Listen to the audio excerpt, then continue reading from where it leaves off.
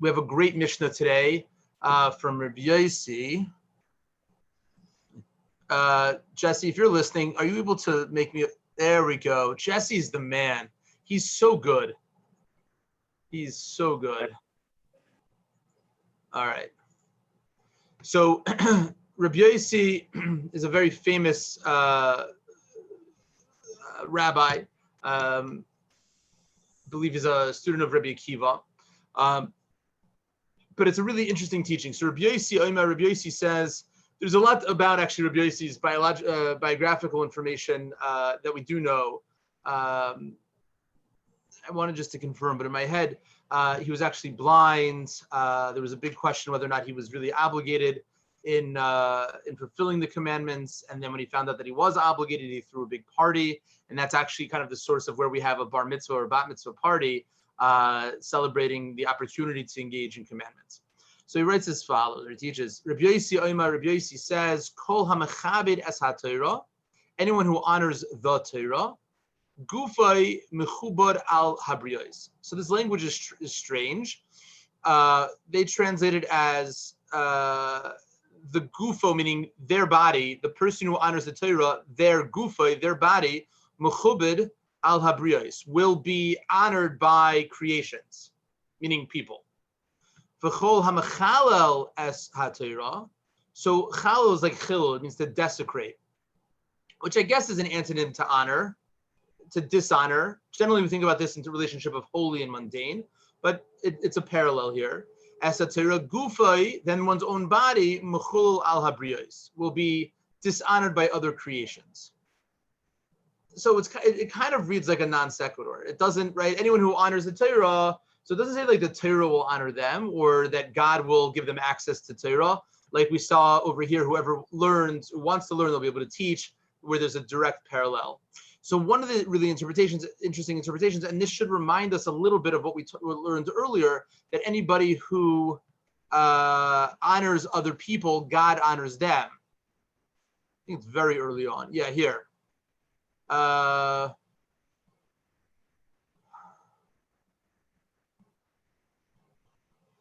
Ezehu mechubad, who's honorable? Hamachabed es habriyos, one who honors other people. So, and then it says, we quoted this proof text that it's actually God who honors, right, those people. So, oh, Edith, so good to see you. Thank you. You're very welcome. Thank you. Okay, so one interpretation here, sorry, I got, where'd we go? Here. So one interpretation here is that this is just another way of teaching the same thing, which is when we think about honoring other people, we're not honoring the body of another person, we're honoring the soul of another person. We're honoring the fact that another person was created by God. So too here. So kol hamechabed es ha-Torah, whoever honors the Torah. There is the Bar Tanura says you honor the Torah by explaining the Torah, by sharing all of the insights, by showing that nothing is extra, and that even when a verse is written with a vav, without a vav, that each thing has a meaning. So that when we honor the Torah, one way to do it is to kind of advocate for it, to give it a voice, to defend it against misinterpretation.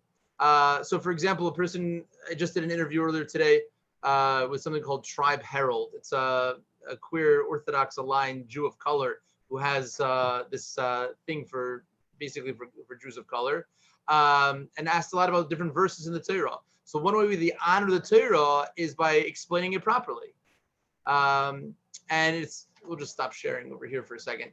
It's the same thing when you see in the mask burning in Brooklyn, or when you see religious officials, whether they're Jews or Catholics, defending child molesters, or right. So you have to name it that this is not part of religion. This is part of people and profit and all the icky things in the universe. So one way we honor the Torah is by giving it a truthful mouthpiece.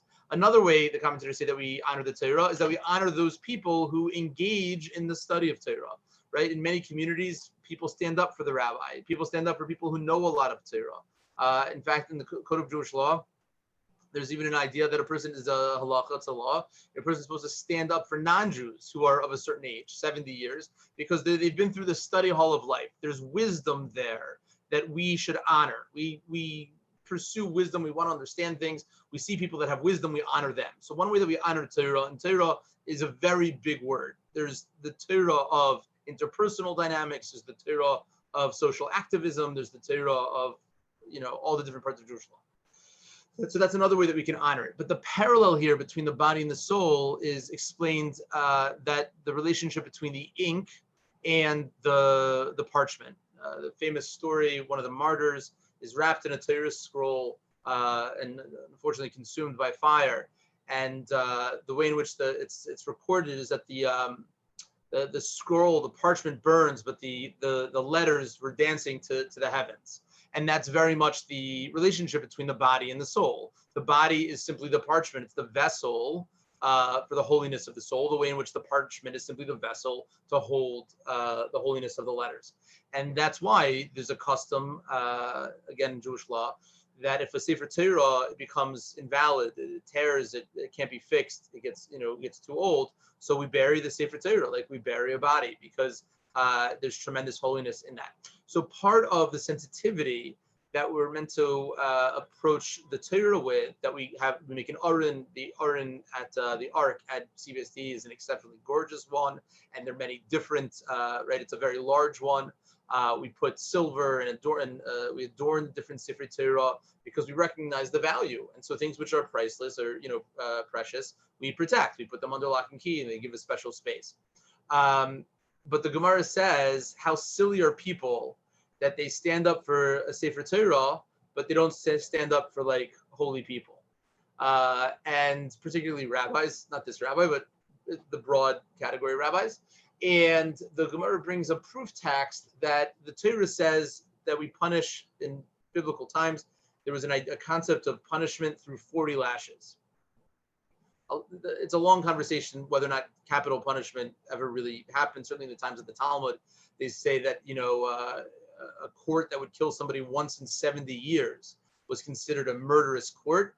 And one of the rabbis there says, well, if we had courts in our time, there's always a way to get out from capital punishment. So the fact that the Torah speaks a lot about death penalties is more about teaching how the Torah kind of prioritizes or adds value to certain kind of transgressions. So anyways, the Talmud says that a person should, that there's 40 lashes. The rabbis came along and said, it doesn't really mean 40, it's 40 minus 1, it's 39. And there's a long conversation in the commentators about what really is this dispute between the rabbis and the Torah, because they can't really be in opposition. But one approach is that it's really a dispute in why are there punishments in the Torah. The Torah says do something, don't do something. Why does it need to speak about the consequences of transgression?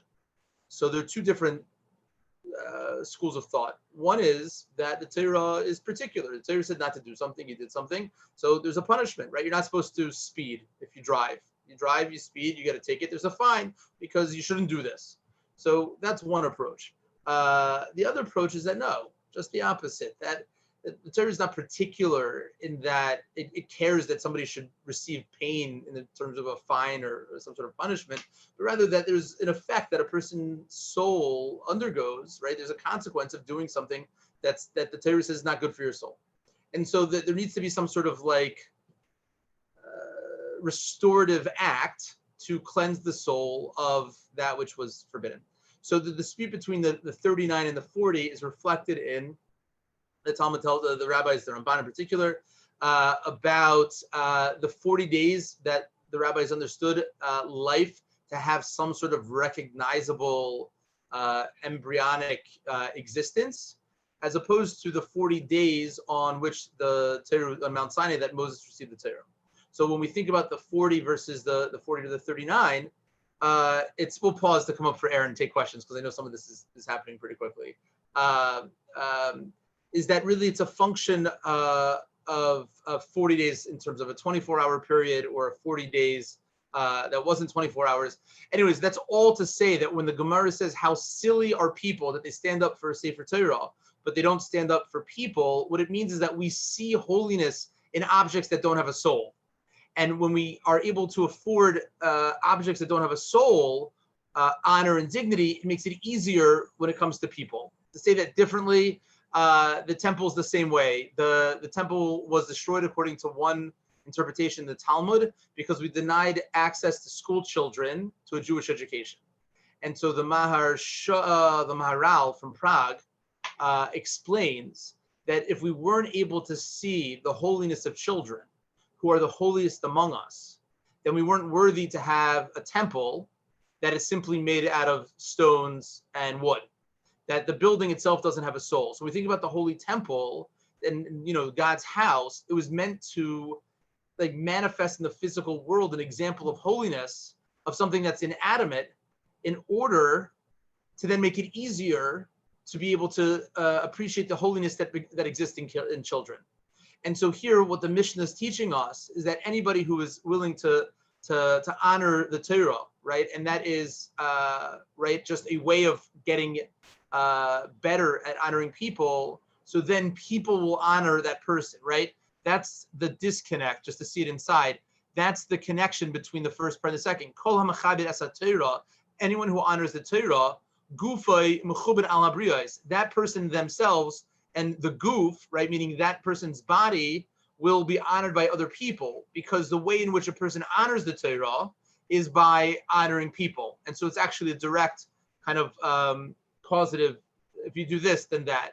Anyone who desecrates the Torah by dehumanizing people, so then the kind of the midah keneged midah, the equal kind of return is that person themselves on a physical way will also be dishonored. Okay, thoughts or any pushback or asks for clarification?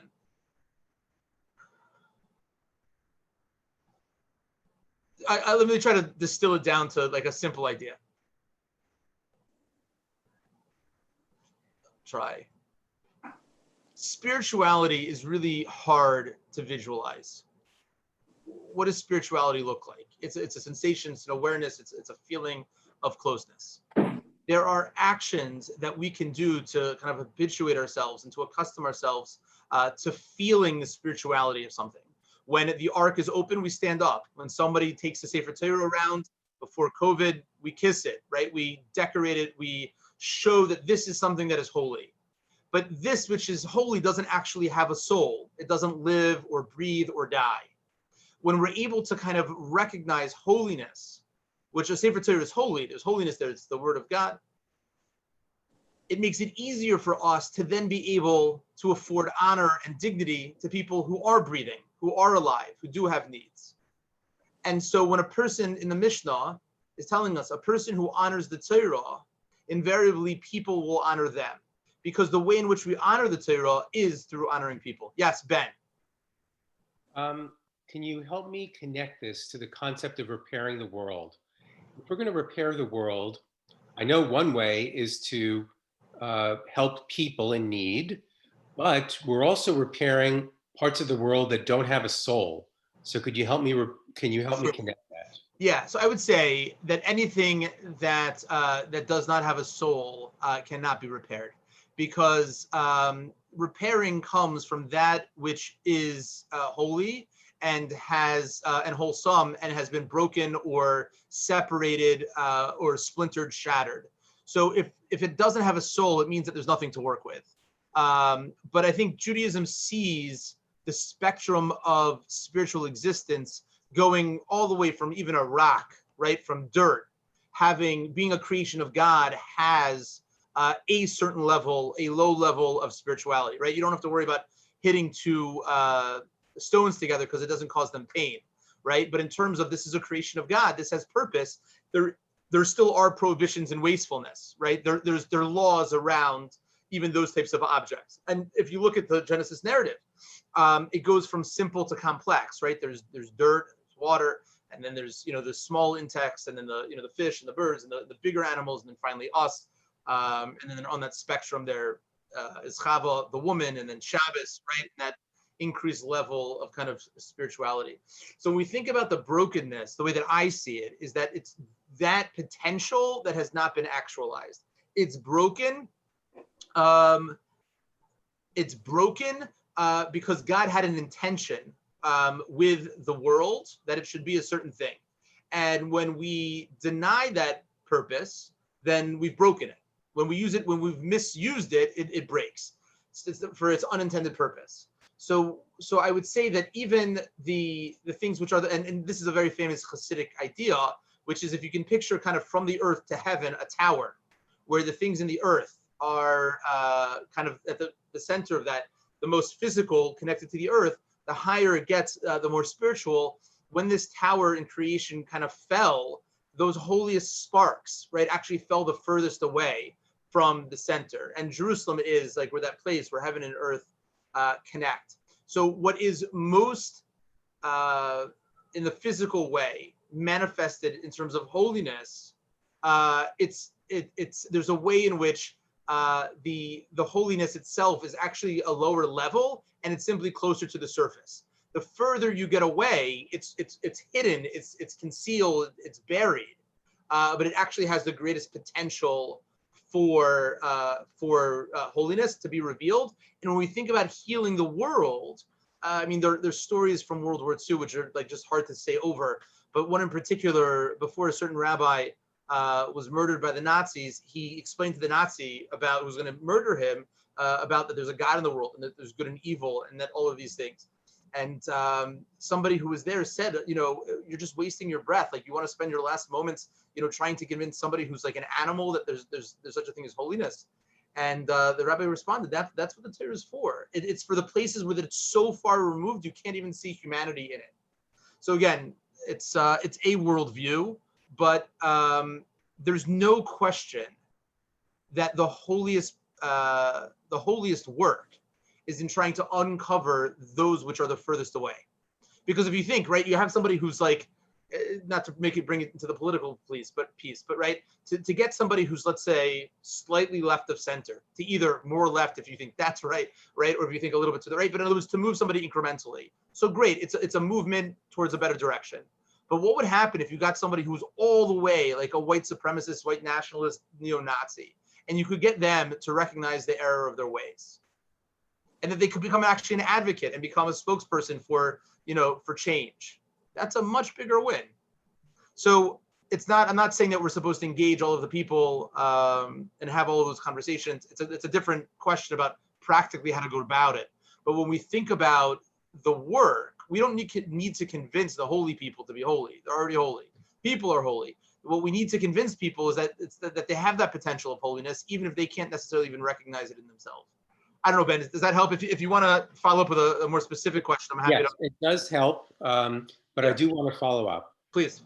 In terms of, I guess you're talking about levels of holiness and levels of things that have levels of soulness. So now I'm wondering, we're respecting the person who teaches us Torah and respects Torah. They have a soul. We're respecting Torah, which is a creation of God. It has a soul. Which should we look at one as more important than the other? Because you seem to be leaning toward that the person is more important, but how could the person be more important than Torah? Sure, the person is absolutely more important in that if God forbid, right, a person to save a Sefer Torah or save a life, right, you save a life. There's no question. But the Gemara does say, and this is I think why it's complicated. It's a Gemara in Megillah, and I think it is Yud Zayin Amud Beis 17b, towards the bottom of the page. Maybe if I'm lucky, maybe it's 7 lines up from the bottom. But the Gemara there says, "Gadol Talmud Torah yoser matzelas nefashos," that it is greater to learn Torah than it is to save a life. And the Gemara wants to know what's the proof text. That evidently, if you read the Megillah, right, and it lists Mordechai's name, before the whole Purim story, he's closer on the roster to number 1. After the Purim story, he loses a couple of notches. And so what was Mordechai busy with during the Purim story? Saving the Jewish people. So, but the other rabbis he wasn't the only rabbi, right? This is between the first temple and the second temple. There are a lot of rabbis. So, but the other rabbis were sitting and learning and doing their thing. So it's kind of a dichotomy here. And it's a little bit counterintuitive. But basically what it's teaching is from God's perspective, there is nothing more important than learning Torah, because learning Torah lets us know more about God and brings God closer to this world and elevates this world closer to God. And there on the side of the Gemara, the rabbis, Tosfos, and our others are explicit that what the Gemara does not mean is that it's actually better to learn than to save somebody's life. Right? The example is given: somebody's drowning, and a person says, "You know what? They're not dressed modestly. I can't save them." Right? That person is liable for murder. Right? They were passive when they should have been proactive. So I don't know if this helps, but when I was in yeshiva in Lakewood, and again, I'm not arguing that this is the right approach. I'm just saying that this is an approach that fits within these sources. If a person is sitting and learning in yeshiva, and they're a member of Hatzalah, right, the ambulance, the Jewish ambulance, and they get a call to go and save somebody's life, they should feel like, on one side, what an amazing mitzvah. A person saves a soul, saves the universe. But on the other side, they should think nebuch, like learning Torah is even more important. So when we think about the value of Torah, without the Torah, there's no world, there's no universe to save, there's no direction, there's chaos, there's no way to communicate to God, there's no way to hear what we're supposed to do in this world. So in that way, there's nothing. The Torah is the holiest thing. It's mamish, it's the divine thought. But the divine thought doesn't require saving because it doesn't have a pulse. So in this physical world, the way in which we prioritize these things is human life, is paramount.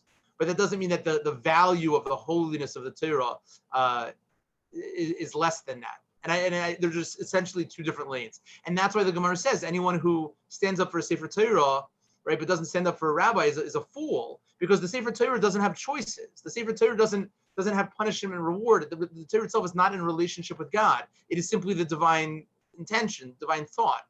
And that's why, so there's like a dormant kind of baseline holiness of the divine will. But when we think about what being alive, the holiness there is very much in present tense. Does that help at all? Meaning there's two different types of holiness. So, yes. Yeah. But I want to hear what Hannah says. Yeah, sure. Thanks. I have a question. So when he's, the way he says it is gufo. Okay, so he brings it into a very, goof is a very tangible thing. He's not saying he is, That's right. honored by others. He says, and I just wonder about the choice of words, because then you have the sort of the comparison between somebody's body and the Torah. That's right. So they both become very tangible things, and I just wonder about that choice. Absolutely. It could be, we said it before you got on, but absolutely the parallel is the souls to the letters, right? That the letters are the soul of the Torah. And in fact, and we didn't say this time, but I'm sure we've said it another time, that the word Yisrael, the Jewish people, is an acronym for Yesh Shishi Rebuya Isis Torah. There are 600,000 letters in the Torah. There's 600,000 kind of, according to Ramchal, 600,000 significant fragments of the soul that were by the giving of the Torah, and each one corresponds to a letter. So it happens to be there's not 600,000 letters, there's closer to 300,000 letters in the Torah. There are different interpretations of the oral law and the written law. There's Yeshua on it. There's a lot written about it, but there's an absolute connection between the letters and the soul, and the cloth, the parchment, and the body. I think the simplest interpretation of why that word is being used is that when a person honors the Torah, right, what they're really meant to do through the honoring of the Torah is to take what the Torah says and to provide for people in a better world. And so then the reciprocity is that if you're willing to use the Torah to help other people, so then you as a person, meaning also as a body, the physical needs, right? There's a great quote, maybe one of the best Musar quotes out there, from Rabbi Yisrael Salanter. He's the founder of the modern Musar movement. I'll say it in Yiddish, and then I'll translate it. But he said, "Yenam's olam hazeh is mine olam haba," right? That this person's physical world and this world is my ticket to the next world, right? Meaning, how do I end up in heaven? By making sure people on earth are taken care of. And it's a beautiful idea, right? There are other versions of that were said, right? That, Instead of worrying about this person's prayer, we should worry that they have food in their belly, right? They're those types of statements. Each person's relationship with God is their own.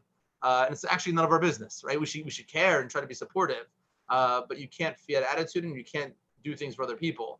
What is our business is to make sure that they're in the best situation of being able to have the freedom to make choices, and that they're taken care of physically. So I think that the word goof there is very intentional, and it does speak to, just like we said earlier in the Mishnah, is that when we honor who's honorable, those who honor other people, and then God, right, is the one who's because it happens to be that when we honor people, we're honoring God. So here we're honoring the Torah by helping, help those people the Torah is speaking to. I just have a bit of a difficulty in grasping that the Torah should be sort of be again, as I said, like a tangible thing, as opposed to something that's more, it's the words, it's the content, it's the ideas, it's how you're going to become from reading it or following. Torah doesn't even have to be a book, right? So it can be just me talking to you. That is absolutely true. And the way in which some of the commentators here, the Bartanura and others, give Rashi in particular, right, speak about giving a specific place for a physical Torah, like the ark, and having beautiful kind of the mantle, the cover for it, and right, and it's meant to remind us that yes, every conversation of Torah, there's a Torah of the world and Torah of all different things. But the way in which I think in every movement of Judaism, one of the things that everybody I think is on the same page with is affording physical honor and physical beauty to provide for a Sefer Torah, which actually doesn't need to be provided for, right? A Sefer Torah that's buried below floorboards, right, is the same Sefer Torah as the Sefer Torah that's in the most beautiful Aron. But it's supposed to kind of give us a sensitivity that if this is how we take care of the divine word, how is it then we should take care of divine creatures? So I think that's an additional kind of message here. But it's not coming to the exclusion of what you're saying. It's in addition to. All right, friends, always a pleasure. And I will see you, God willing, again tomorrow. Tomorrow's a fun mission to come back, and we'll pick up from there. It's good to see everybody. Edith, especially, so good to see you.